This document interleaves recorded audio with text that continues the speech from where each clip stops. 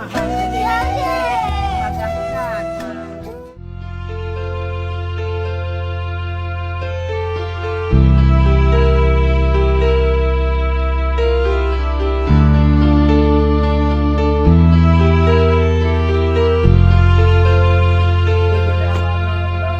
معبود إلا الله.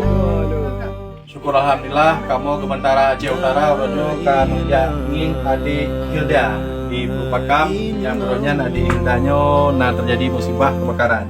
Untung Mbak Kememen. Alhamdulillah sepunya kamu dengan rekan-rekan Kementara kan ya kunjungi Dek Hilda yang mana yang kali dilakukan perawatan oleh kawan-kawan tim perawatan luka di bawah bimbingan kemarin Bang Nova beserta Bang Muja beserta kawan-kawan, dan insya Allah luka kanyan ilum ya luka kanyan insya Allah kapuli tapi perlu pengobatan untuk konsultasi ilum kulit. Insya Allah dia akan mendampingi untuk kami Dek Hilda untuk mengkonsultasi kulit pada dokter kulit yang ada di rumah sakit.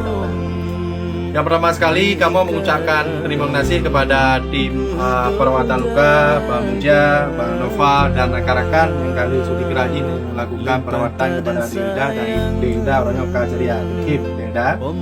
Yang kedua kamu mengucapkan terima kasih kepada Subah Malaysia dan Jambu Sariti Australia dan rekan-rekan lain yang kali mensupport biaya pengobatan adik Hilda.